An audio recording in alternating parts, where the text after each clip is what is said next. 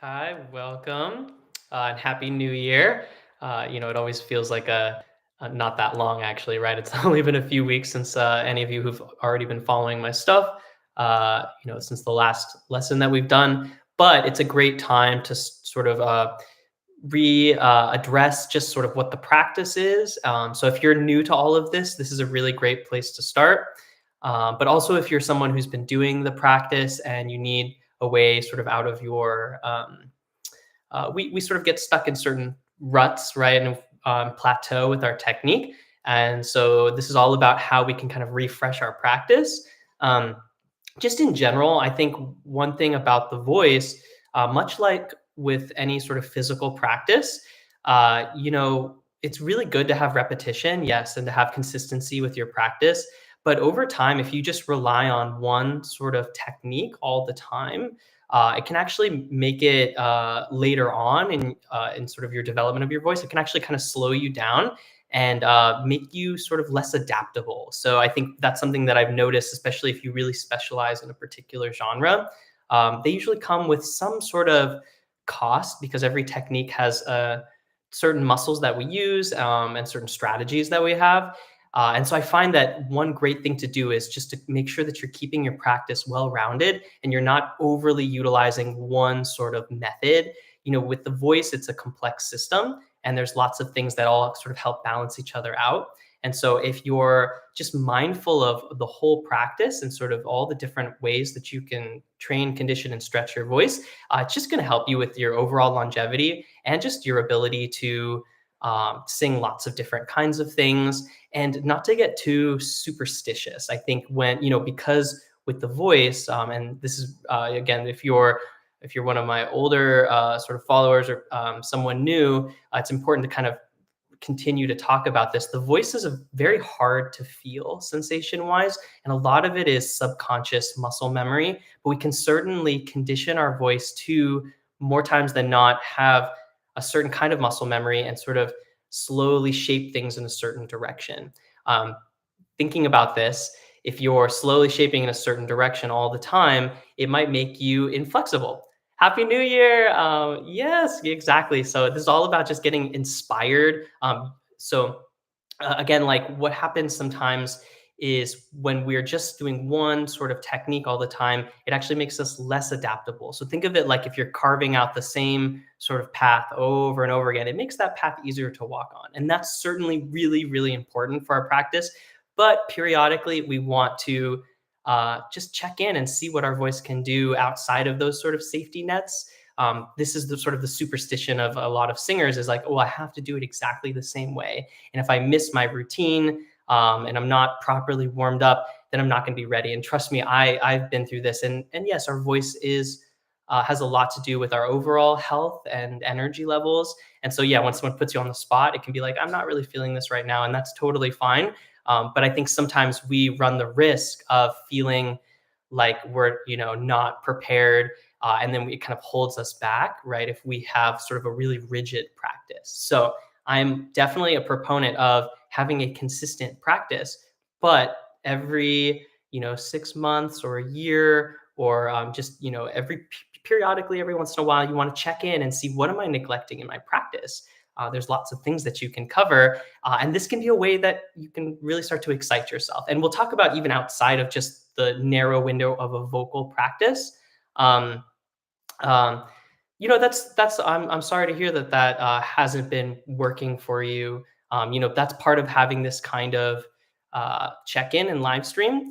Is yeah, exactly, to start to kind of see like what is it that's your barrier, right? Because part of the 30-day sort of practice is to give a little bit of sort of everything and some different tips to help people start to kind of customize their practice. But it does sometimes take like checking in with the teacher. Sometimes there's particular things that are holding you back, and it's not like everything that you're doing in your technique, but one sort of particular aspect of that technique that is keeping your voice out of balance. So when someone's asking like any tips for how you can sort of help yourself improve, it really can be a person by person thing. So we'll go over those, and please ask some questions as we go. And this is going to be a great time to sort of reframe the practice, because the singing practice in general is not 100% like well codified yet, meaning that like there's a lot of like information out there that's not well organized. And that's part of this whole practice is to develop a community where we can organize that practice, talk about sort of the roadblocks that we have, and figure out strategies to sort of work through them.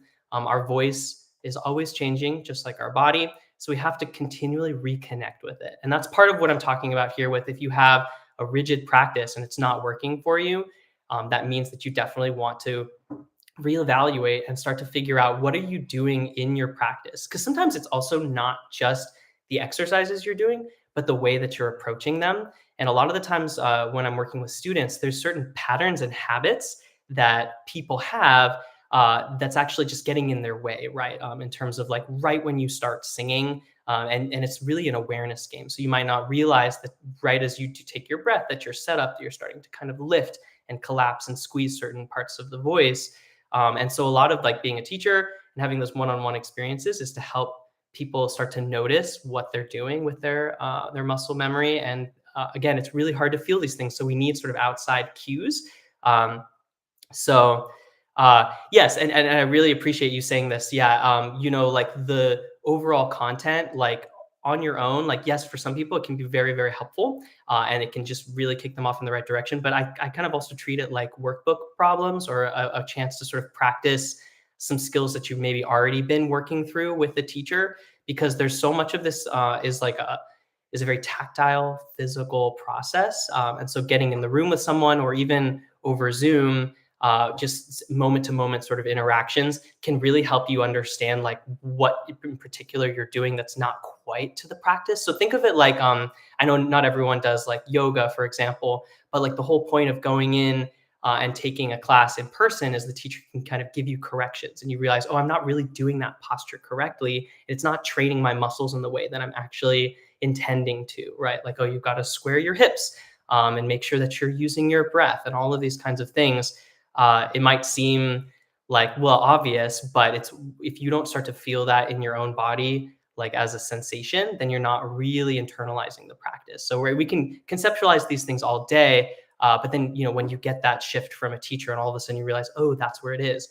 It comes from the experience of learning how to build your voice and helping other people find that. And again, we're going from one person's sensation. Voice science and some of the things that we can do when we reduce down specific components of the voice. And then we're trying to use all of those things to help guide someone to finding their voice and having more efficiency. So yeah, so I really appreciate hearing all of this. And again, like I don't expect everyone to be like, this is 100% working and we're like super positive, yay. It's also important to note that like certain strategies might be really helpful for you at certain points in your voice development, but they may not be serving you at a certain point, and you need to move on and start juggling other things, or maybe you're not fully understanding a certain concept. So let's talk about like the overall practice. And I know this seems like redundant for some people who do this all the time, but it really is important to kind of continually check in with different aspects. And we'll talk about just ways to mix it up too. So please continue to let me know, like, hey, how has this been going? That's the whole point of this check-in. Instead of like speeding up and having like, I'm going to do all of these crazy routines and I'm going to build in all of this pressure into your practice, like jumping forward into the new year, I actually take it the opposite direction. It's a chance to slow down and become aware of things that are happening, right, as you're practicing. Certain vowel shapes, certain consonants that tend to be harder than others. When you start to hone in on what these imbalances are, then your practice really starts to grow.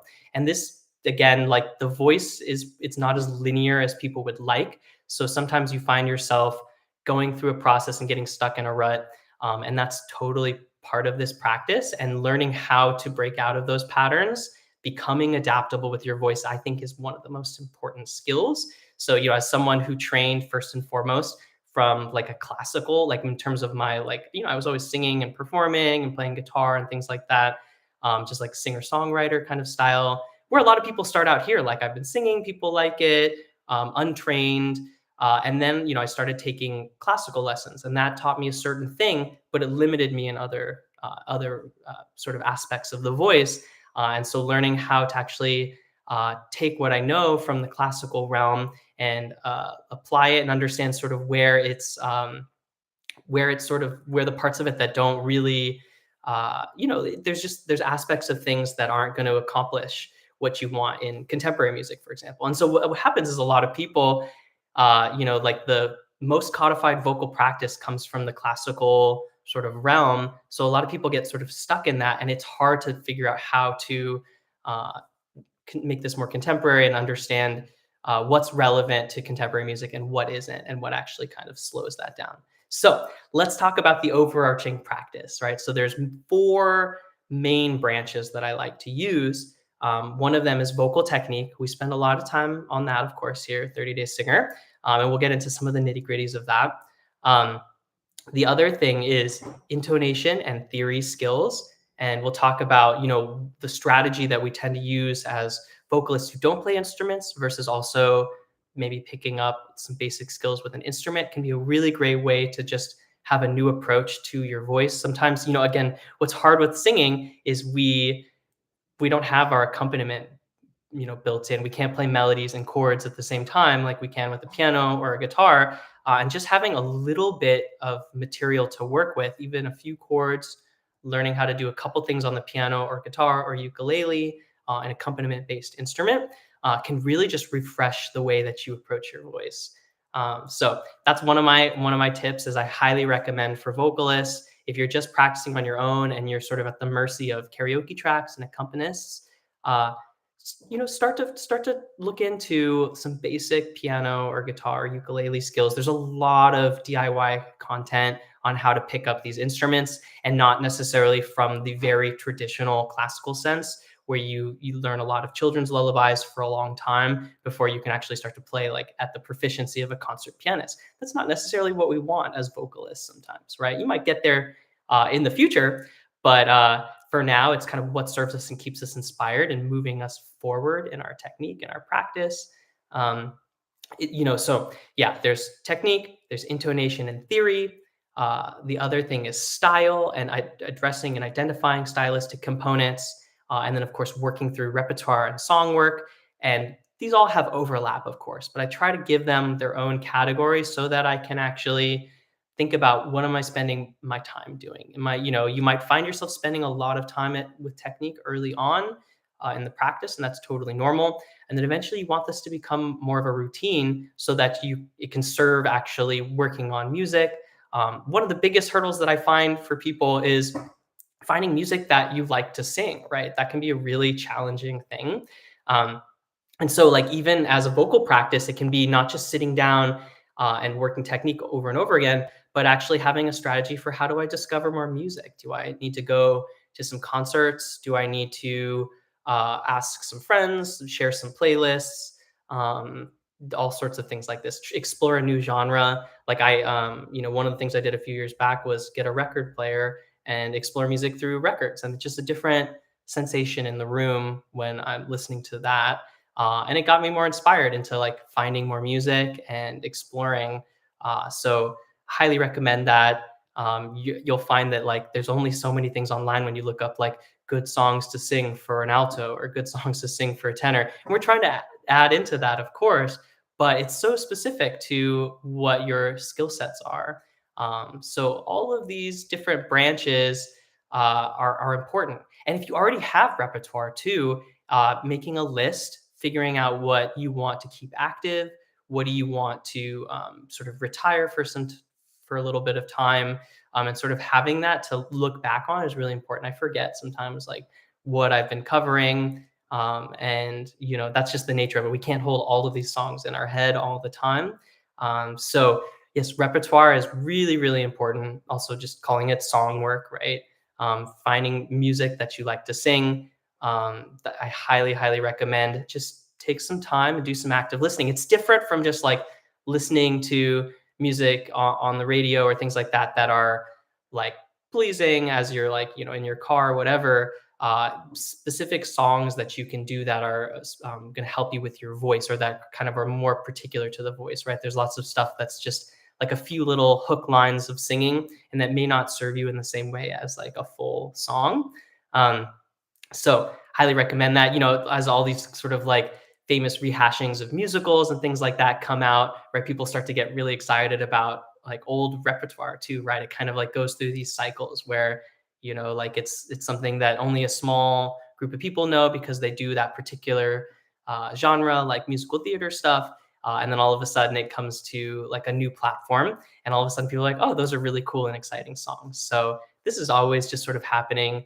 There's often new material coming out, new artists, and you just have to immerse yourself into that world to start getting inspired with what you want to sing. Um, but part of knowing what you can sing is understanding where your technique is at, right? So one thing I highly recommend for people is map this stuff out a little bit. You don't have to get like super nuts about it, but like you can get like a little image of like a keyboard or a musical staff, depending on how you want to look at it, and start to kind of pay attention to your patterns. Mark out like where your range starts to get kind of tricky, right? Where you start to notice certain habits like lifting or straining, and that way it's just going to give you a better awareness of how you can work your practice, and what it means to actually be improving. Because I think a lot of the times we give up midway in our improvement because we can't really feel what's going on, and it's hard also even just to sort of hear how your voice has been changing. So another practice is to record yourself, right? And give yourself recordings throughout the year and keep them. Don't delete them, even if they're, I mean, yeah, obviously, like pick ones that you really like, but don't delete them so readily, because it's really great to actually go back, look at songs, get re inspired, see how your voice has been changing. Um, so again, the four main branches are vocal technique stuff, intonation theory, style, and then song work. So you might find that you're doing way more of one side of this, right? There's the classic I'm doing too many warm-ups and technique, and there's also this classic I'm just working on songs and I'm not actually improving my technique. So figure out what side you are on those and try to see if you can find more balance in your practice.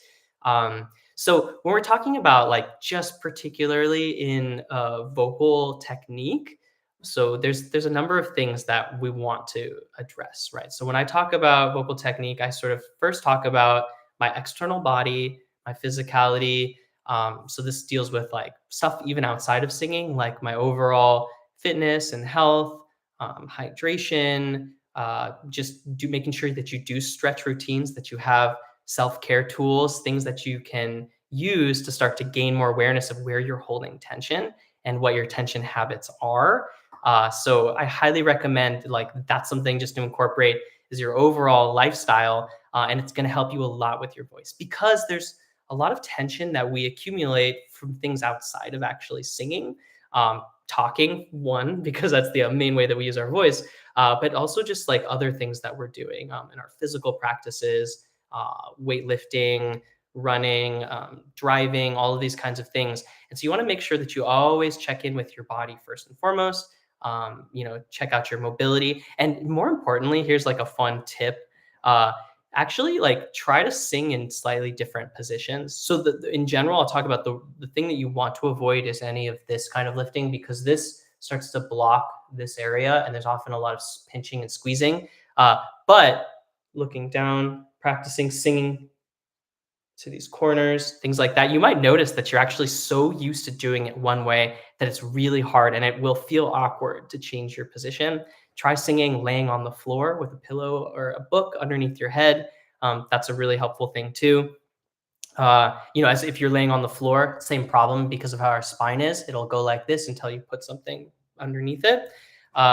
So that'll help you get your head more level. But just sort of inverting gravity can be very, very helpful for you to get a new sensation on your voice. The other obvious one is putting your hand in different places as you're practicing. You're going to get more awareness. So things you can think about are like putting your hand here, putting your hand here, gently sort of feeling out this area, putting your hand on your chest or your hand below your belly button. So we're talking about vocal support. And just really starting to gain that sort of awareness. Another thing that's sort of can just sort of change your sensation of like resonance, for example, is occasionally plugging your nose when you're dealing with open vowels. If you're dealing with consonants, it won't work. So you have to do stuff where you're like working through your circle of vowels, right? So like I'm often figuring out which vowel shape holds more tension or gets stuck more easily. And then just trying to kind of make these subtle adjustments and flexibility, right? Thinking about the glides going from like ya and wah, sort of back and forth from vowel shape to vowel shape until I can smooth out those transitions. When you really slow down and practice that stuff, it really, really helps you out with moments where you're singing like a phrase and you're going through all these vowel shapes and combinations and you're not realizing that you're picking up tension as you go because of that particular vowel shape that's not quite resonating appropriately. So every time the body's trying to compensate. So, for example, like just our basic circle of vowels thing, I'll, almost daily I do this, but if it's something you're not accustomed to doing, I highly recommend get hands on with your voice. And I'll go like,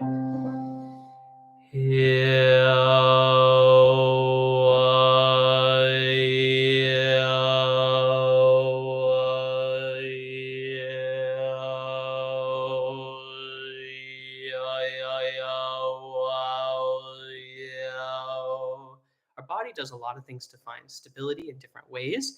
And as we start to move, you're actually training your body to find stability in slightly different positions. So one of the worst things that happens for vocalists is we get kind of static or locked in place because it's a lot of coordination. So we feel very, very rigid. So by training yourself to actually be comfortable moving as you're singing, it's really, really helpful. It might feel awkward at first, but this is why we do this stuff in our practice outside of like actually performing. It's two very separate things. Performance skills compared to what you do with your awareness and your practice and reconditioning your muscle memory.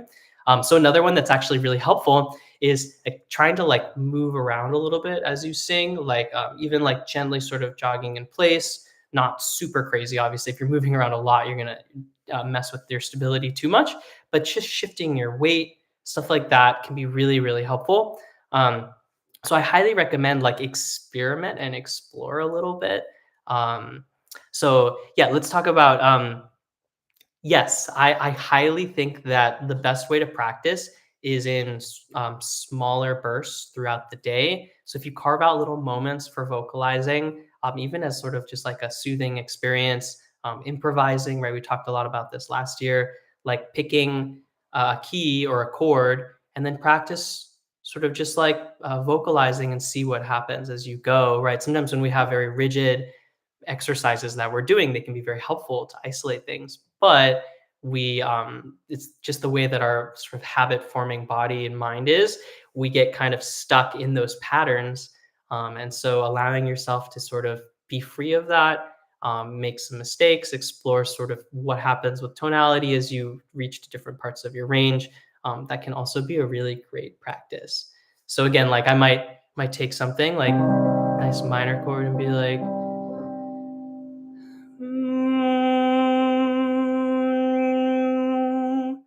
Mm, no.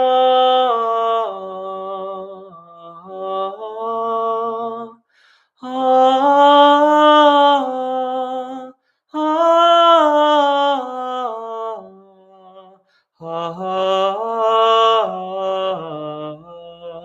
The thing about singing is it's so much about you feel one sensation and then what do you do next? So part of what's great about improvising is your sort of every little phrase that you sing. And I recommend like find little phrases. Don't try to do really long stretches. And then take stock. Okay, how did that feel? What direction do I want to go? Do I want to take my voice down? Do I want to take it up? Do I want to try a little turnaround? Do I want to switch into head voice? And you really have to follow the sensations. And again, a teacher can help guide you through that. These are sort of the fundamentals to eventually learning how to do a song because you realize it, how do people create music? There's lots of different options, but a lot of the times it's through this sort of exploration and they pick stuff that feels good in their voice. So finding that can be a really great way to unlock stuff. Like I remember when I was only doing cover music, and it's always you're kind of always adapting your voice to fit something else until you really start to explore just sort of what happens when you give yourself the space to free sing. So that's something I highly recommend if it's something you haven't done. Another sort of one that I think seems obvious, it has sort of mixed effects, but using a mirror or something where you can actually just be aware of what you're doing. Teachers help you with this because I'll tell people you're always doing the same thing where you're kind of like moving off to the side, um, or whatever it may be. Uh, it's sometimes it can be as subtle as just as you go up to head voice, you might be going like, and this sort of subtle lifting, and that has a huge effect internally versus like, really locking down, letting your breath relax down as you go up, trying to feel your vocal support sinking down and out, and making sure you actually catch that moment, right? Because when we sing again, every single breath is a new moment of coordination, and so we could be going just fine, and then oh no, here comes the high note, and then we immediately lock or flinch, and that's going to be the big barrier. So it can be a mental thing as much as a physical thing. So that's why I say like shake up your routine. Sometimes looking in the mirror is really helpful. If you're always looking in the mirror, try maybe like recording and looking after the fact. So again, this is like a little bit of different sort of strategies just to help you sort of reorganize your practice. And please like ask me questions, things that you've been noticing that are challenging, because this is a great place to start for like all the things that we're going to cover this year. Like I want to have it based off of what sort of challenges you all are finding or things that might be confusing in the content that we're creating, as we try to find better and better explanations and strategies for people. Um, so that's always the case here is like I find like if you put yourself in a box and like I'm a power singer and I always sing loud, then like the obvious thing there is like, well, maybe you're holding yourself to that version, and you might want to explore what does it mean to sing soft and what is it that's holding you back from soft vocalization, finding light mixing, and on any of these sort of concepts of like more head voice dominant registration and what that means. So this is always this game. You might find like you're having a huge barrier with intonation and theory skills. There's lots of cool resources out there, is what I would say. Is like think about like finding an app that can help you with ear training. Uh, there's even like teaching you to read music, all of that kind of stuff, and turn it into an idle game. So it's just sort of a consistent thing you're doing. A lot of the times for our practice, the strategy that we've been using is one where we take numbers and we start to by ear associate. Okay, what are the scale degrees of this song? You often need a reference point of like what's the key that we're singing in. So if it's in the key of C, 1, 2, 3, 4, 5, 6, 7, 8, 8, 7, 6, 5, 4, 3, 2, 1, and we get more familiar with moving around with those numbers, and then you're going to start to actually just better hear what a melody is doing and what scale degrees it's using. So that's a very ear-based skill. But there's other ways that you can work on your intonation and your theory skills. So like actually like trying to figure out a little bit about reading music, or again picking up another instrument, can be a great way to start hearing this stuff better. And for those of you who are like, I'm really feeling like you're not moving forward because of that particular skill, what I'd recommend is one, see a teacher, but two, this kind of practice, just like with the vocal technique stuff, like it actually like our ear does develop as we go. It's not just like our mental connections and sort of neurological, but even like our ear over time gets more sensitive to specific pitches if you give yourself some time really feeling them out, and use like a pitch matching or a chromatic tuner, or there's like websites where you can see sort of like a virtual keyboard and it'll show you where your voice is. um, Having that visual cue is really helpful. And then over time, it actually does improve the resolution of your ear. So it's a practice that you have to do. There's some studies where they've had trained musicians and people who aren't trained, and they saw that they were like, in the cochlea, that there's more receptivity, that the hair follicles were bending to specific pitches more for the trained musicians. So it shows you that it's not just a neurological thing, like understanding what the scale degrees are, but it's actually the actual practice of going through them that helps you hear them better even and pick them out when you're listening to songs. So you just got to keep doing that. And I highly recommend, if you haven't done this yet, Like, take a song that you sing and figure out the scale degrees to it, right? It's like paint by numbers. Once you can do that, you'll start to realize there are probably certain scale degrees that tend to get out of tune more than others. And this is something I notice with students all the time as well. Um, it's just kind of the nature of it. Like, we do have these repetitive patterns, and part of being a teacher is just helping to point out to people where those barriers are. Um, so that's on the ear training side of it. As far as like the technique, again, I'm sort of just bouncing around a little bit, but as far as technique stuff, right? Like, are you unaccustomed to your vocal support breath pressure? Does what is your breath system like? Do you feel connection? Do you have trouble in transitioning between registers, and how does your support change? um, that's a really important part. Or maybe you're like, I don't understand what resonance is, and I don't know how to feel that in my voice.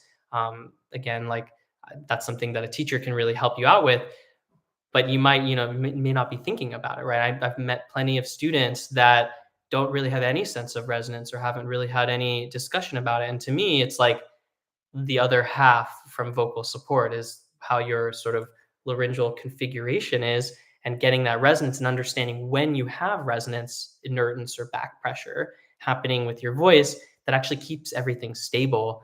If that's one of the first things I like to work on with people, because it seems very highly conceptual, but it's actually something that you can feel for, and understand more. Of course, it gets hard when we're performing and there's lots of instruments and stuff, but that's why we do this in our practice.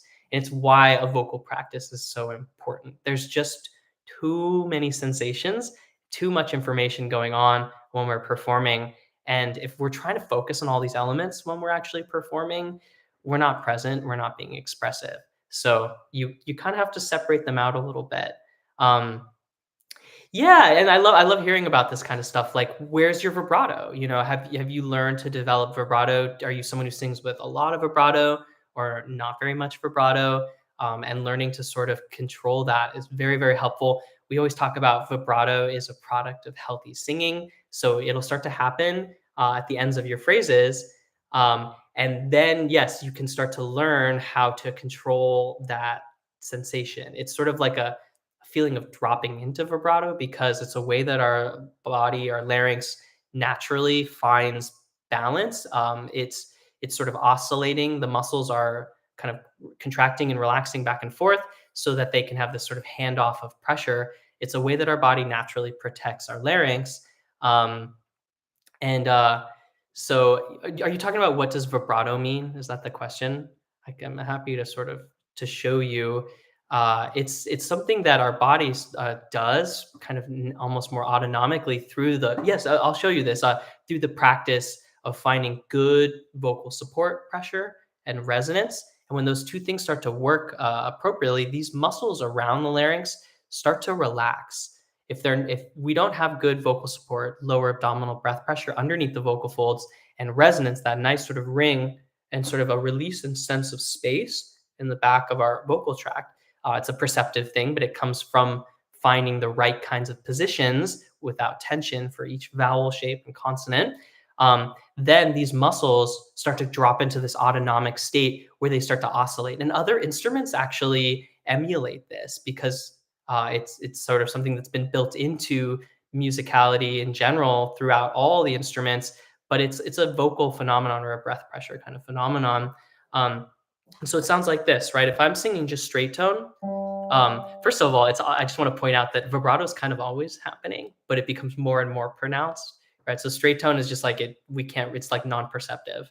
So that's like going straight tone is going like no, just a single pitch. Yeah, singing is a challenging experience, but it's also something that eventually becomes very, very natural as you learn to train it. It's just something we don't do all the time, right? In our culture. So I think ultimately it becomes more and more fun as you go, just like with like sports and things like that. So again, straight tone is like no, and then vibrato is when I go no. You hear that sort of oscillating, right? I go too far, it starts to become like a wobble, which is one side of vibrato, like ah, right? And you start to see that it becomes like a physical thing. It can be actually a bad technique or a sign of some imbalance in the forces. And if it's really tight, it'll come out very, very fast, kind of like a flutter, and be like, hey, and that comes from a slightly more pinched sort of experience. So finding like an even balanced vibrato is a great way to open up your voice in general. So I might, have a vibrato day where I just practice my whole voice with vibrato, or just try to take some time to try to find it. And we have lots of content on that, and it's definitely something we'll be covering in the year. But just taking some time and being like,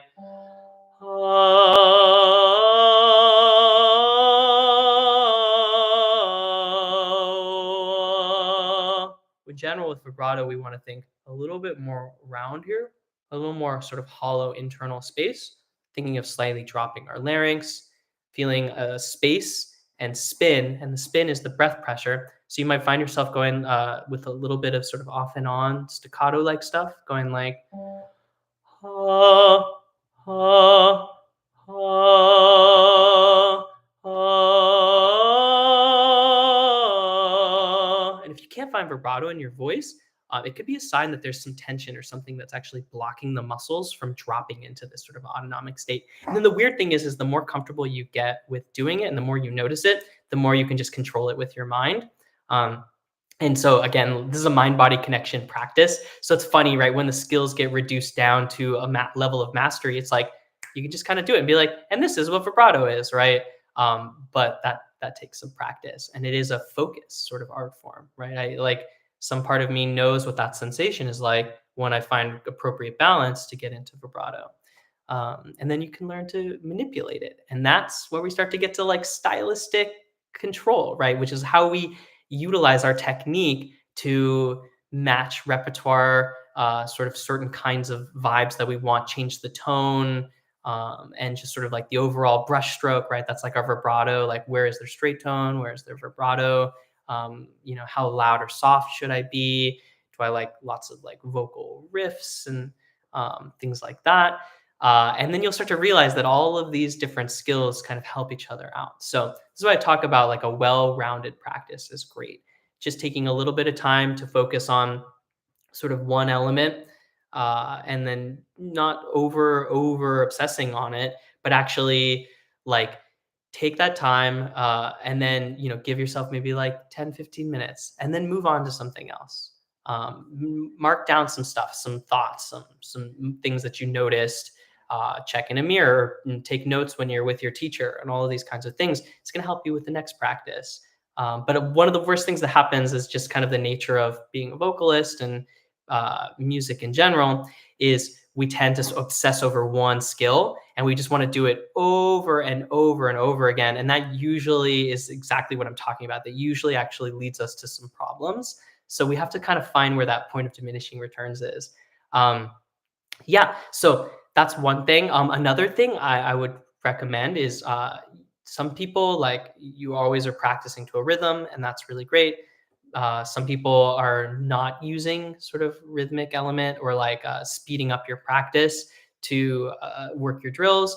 So if you're someone who doesn't like use a metronome or like maybe even a pre-recorded beat to practice on just to kind of amp yourself up, I recommend it. It can make it really fun, especially as we're doing reps, which is it's a physical practice. So there are reps inherent in this practice. And we want to try to stay present with them. We also want to have a good time as we do it. So it's just like going to the gym, right? Like put a beat on and get yourself into that rhythm. It can help you sort of shake out some of these moments where you might be holding, because if you're so super conscious of every single thing that you're doing, we tend to get restrictive around that as well. This is what's hard about the vocal practice. And this is why I'm sort of bringing it all up, because these are the barriers that people have. So using like agility practice is really, really great. Put it to a beat, even if it's just simply like snapping a little bit, if it's like a very loose beat, like I might be like,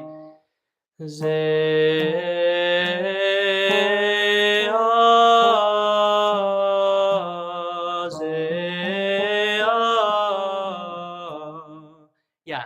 So yeah, clapping rhythms for sure. But just your ability to even like push yourself through like like trying to see if you can get your voice to move a little bit faster. I think a lot of the times we just get very heavy when we're super focused on skills, and get a little too static. So highly recommend that, like, things where you're moving back and forth all the time, right? These are where a lot of my exercises come from, is doing like, like no, and taking moments where, like, okay, probably on the top note, a lot of people are going to go no, and then there's going to be some sort of flinch. It's like a projectile, right? There's sort of kickback, and you try to see, okay, can I break that habit? No, put it more in my lower abdominal belly. No.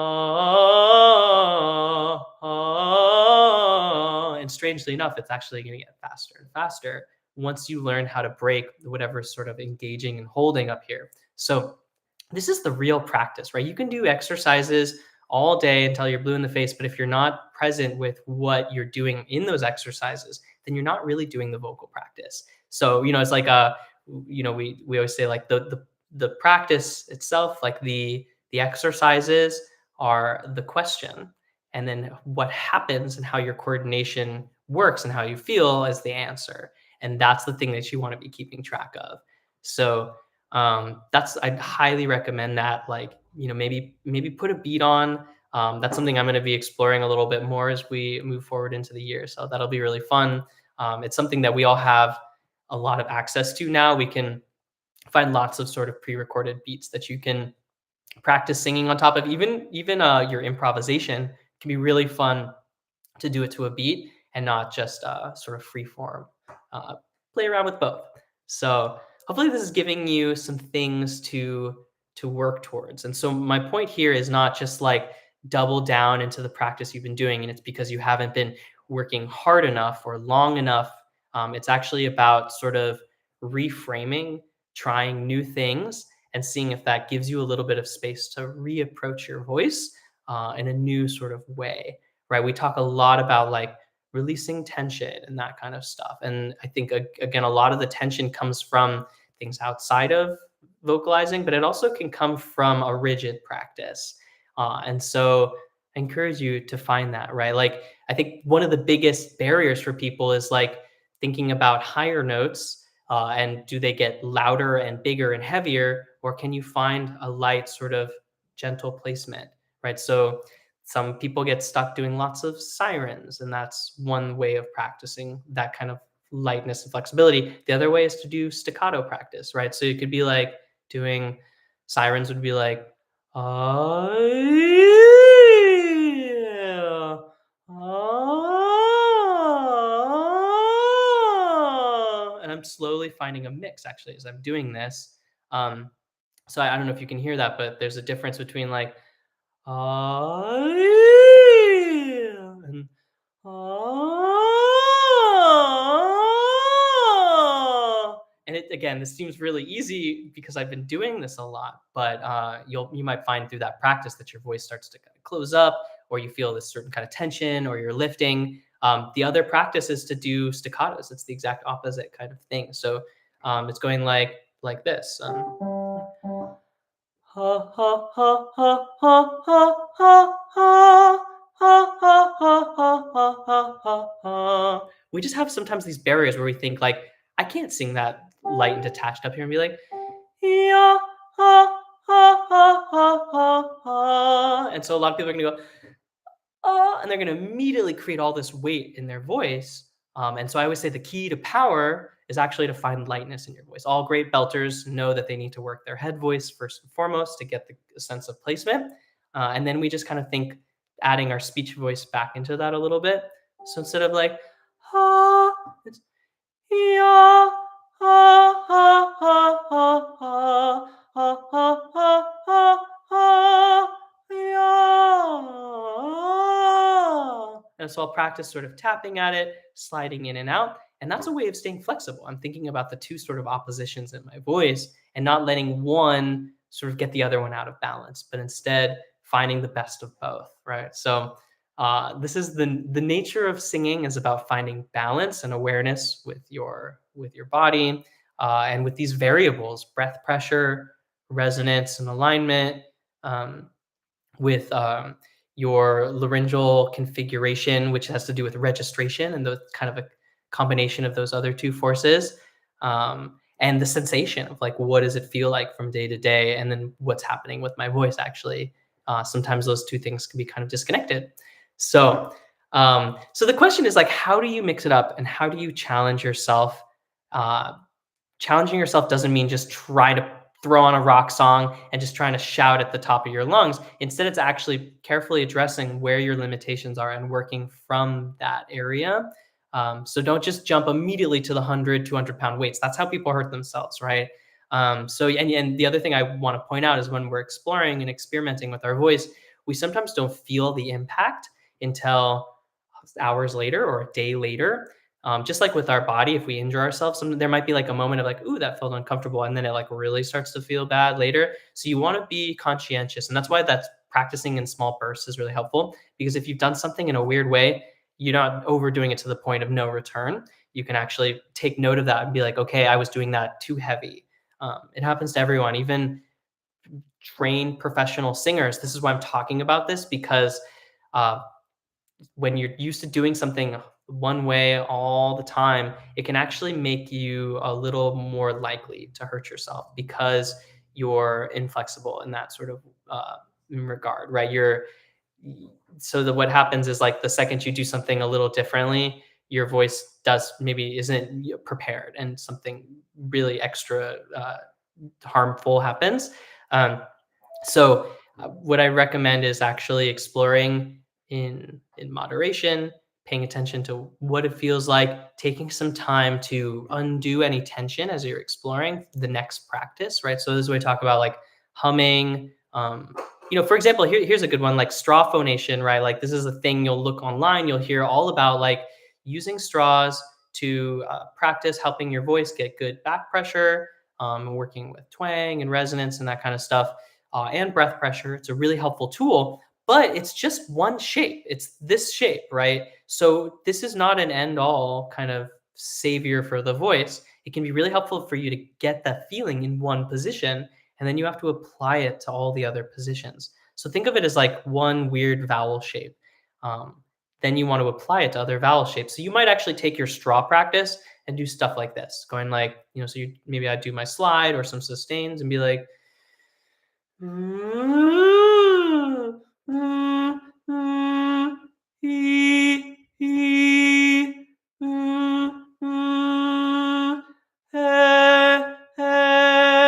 it's helping you feel the placement, what it's like when we're coming out of that alignment. But in of itself, you're only training one vowel shape if you're just doing this all the time, going like, I'm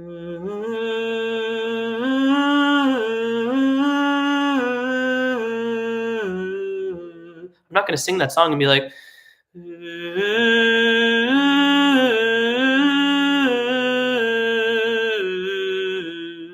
right? That would be weird, right? We have to go through all these different vowel shapes, and the practice is actually getting comfortable with all of them.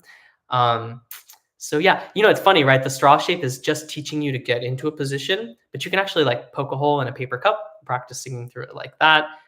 You could just do basic sort of humming or SOVT practices. That's another term maybe some people aren't familiar with. That might be a really helpful thing to go down that rabbit hole of what are SOVTs? How do I work on my consonant shapes? Get comfortable with the different consonant zones and feel out pressure before I open up to my vowel shapes. So a lot of times what happens in the SOVT realm, when I'm talking about support, their consonants aren't getting up to pitch. And then it affects our intonation practice, right? If I'm like doing a simple exercise like, na, na, na, the temptation people are going to have is to go, na, na, and then na, try to lift up to it because that consonant was pitched down too low, as opposed to na, find stability there. Belly's dropping out until I feel that balance and everything feels relaxed here. No, no. And that's going to help you have a better sense of your vocal support. So This is an SOVT practice. It's using a smaller space, essentially, fancy term for smaller spaces to help you feel out your breath support and your resonance, and find that balance so that you're not overly spreading from the front of your mouth. When we do a lot here, we run the risk of collapsing stuff in the back, right? So um, yeah, just kind of throwing out like this is our vocal practice. If you're new to all of this, it might seem a little overwhelming, but the whole point is to give you categories to pick and choose from because not everyone should go through the exact same process all the time.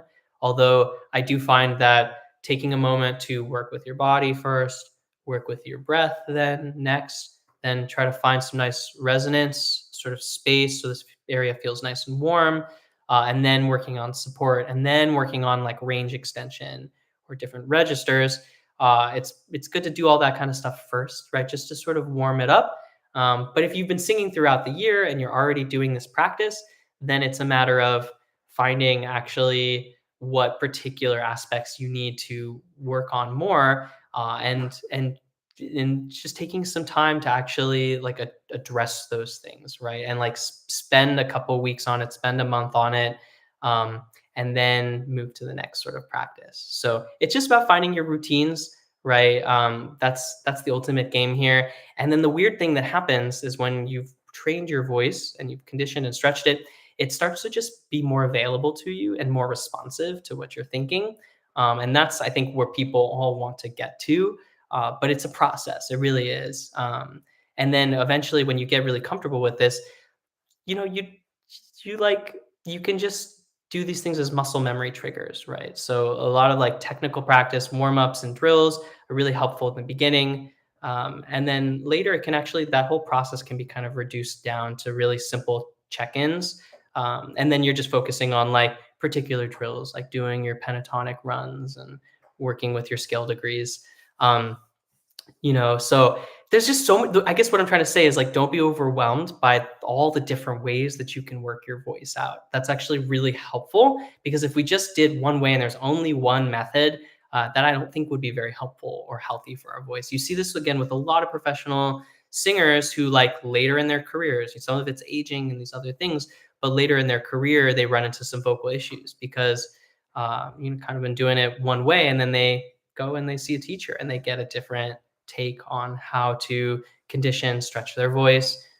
It's really hard to be aware of all of this stuff on your own. So again, if you've been finding like it's not been working for you, this is the time to sort of reevaluate that. And just like as Deborah said, like a small investment in having a teacher for even just a few lessons to set you in the right direction is really, really helpful. And it'll save you a lot of time because it is a little more complex than people think when we actually are breaking down the different components of the voice. It's cool though because our voice can do so many different things, right? Like we have all these different abilities to imitate other sounds, adding in grit tone, overtone singing, throat singing.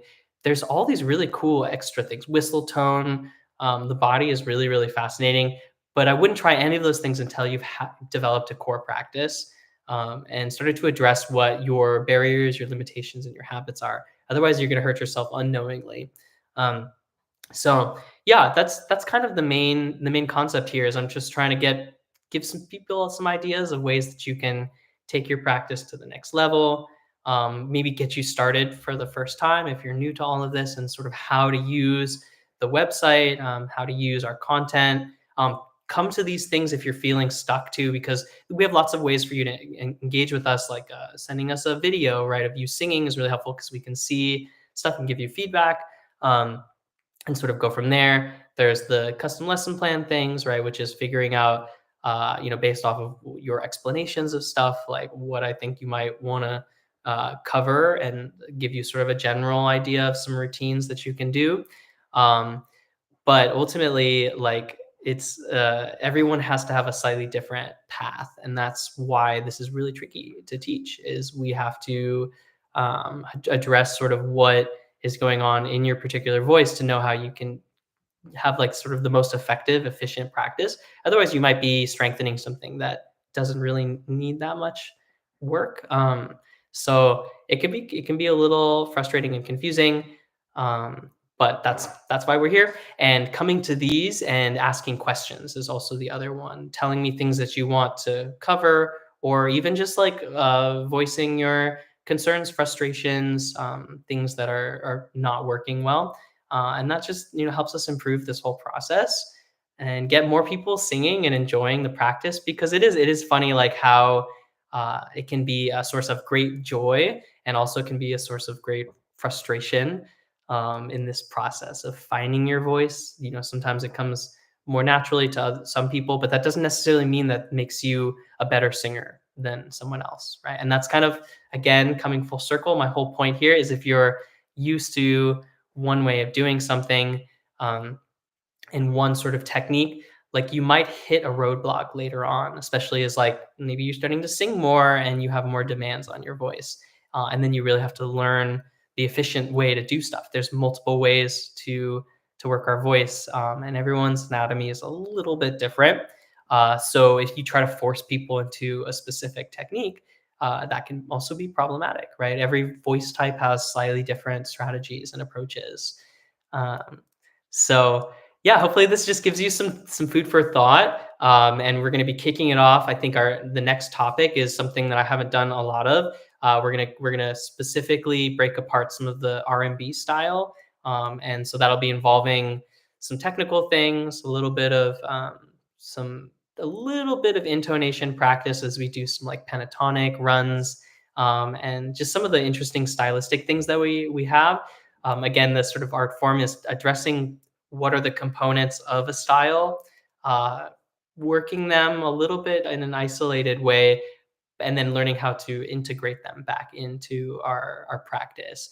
And every style has overlap, right? So that's part of this, is trying to just listen critically, and think about sort of what are the most important components that you see more across the board, and then how you can find your own sort of unique approach to it all. So if you're following along with me, that I'm going to try to give these a little bit more in advance, because maybe then you can take some time and like listen to some R&B music, get a sense of it, familiarize your ear, and that's going to really take this whole practice. If you're someone who regularly comes to these, it's going to take this to the next level, because I think you're going to understand a little bit more of like where I'm coming from as I try to develop a system for us to follow, and go from there. So the name of the game here is exploration, trying to find some new strategies, experiment, and take note of what your patterns and your habits are.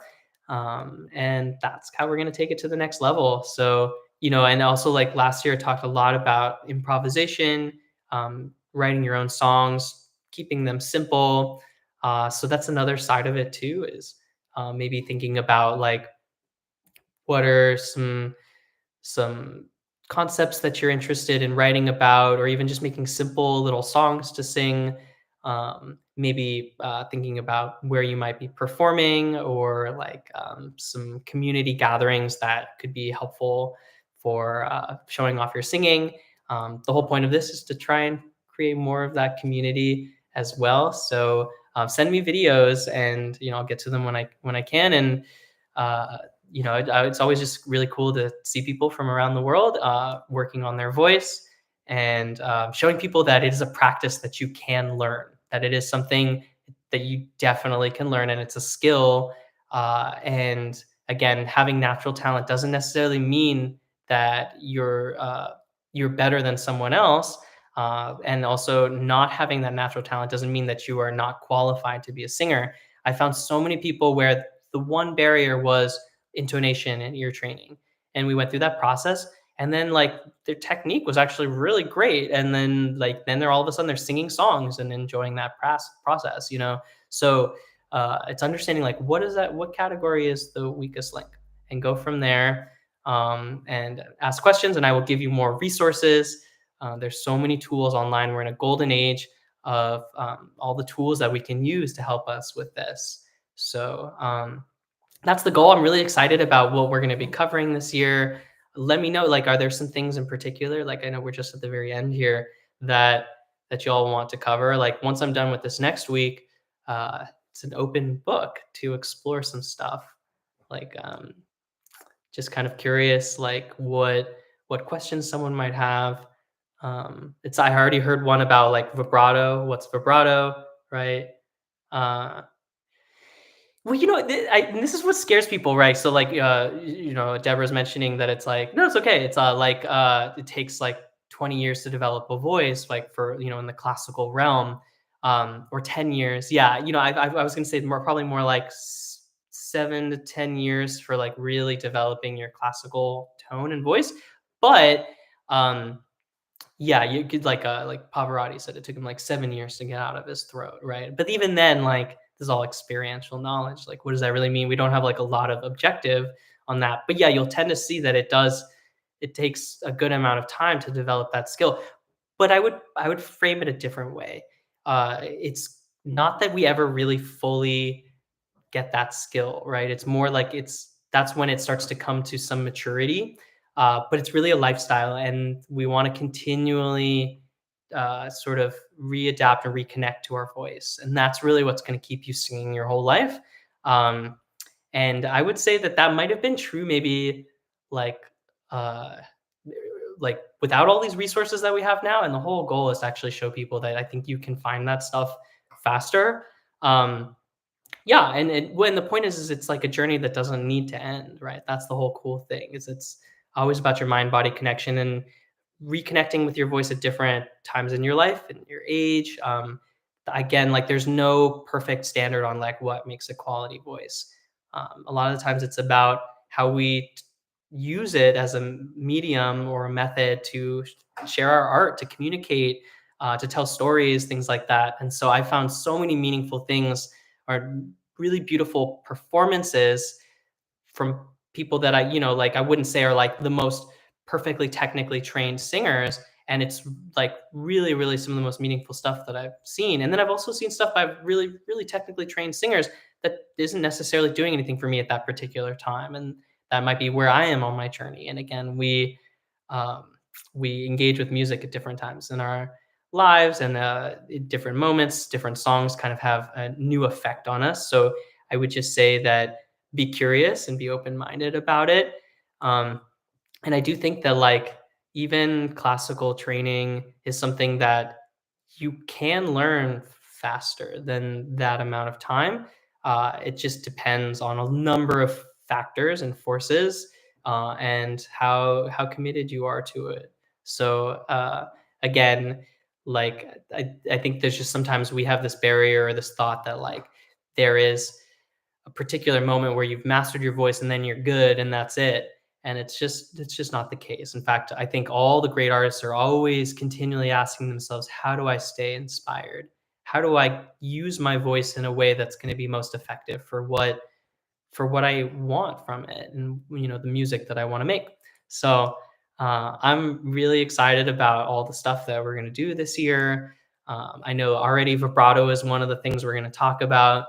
I want to do some stuff where we're going to do singing to some beats and like that sort of practice, which will be really fun. Just sort of to get out of your head a little bit, and a little bit more style work. We're just gonna see where we go, but a huge part of it is what you guys have in terms of the questions that you need. And so a lot of this is, yes, I will continually generate things based on sort of where I'm going with my voice. But ultimately, I think the best way that we can do this is as a community, continually sort of unearthing some of these difficult concepts and trying to make them easier to understand and faster for people to get, so that you don't have to feel like it's something that you can't enjoy until 10 years down the road when you're singing your first like opera or something like that, right? I don't think that's necessary, although that could be a really cool goal as well. So, anyways, as always, thanks for showing up and hearing me out. I know this was just kind of getting our framework, but we're going to jump right into some exercises and things for next week. But this is intention setting, ways to think about your whole practice, stay well rounded, and mix it up. So, looking forward to it, and I will catch you all next week. So you're very welcome. Take care.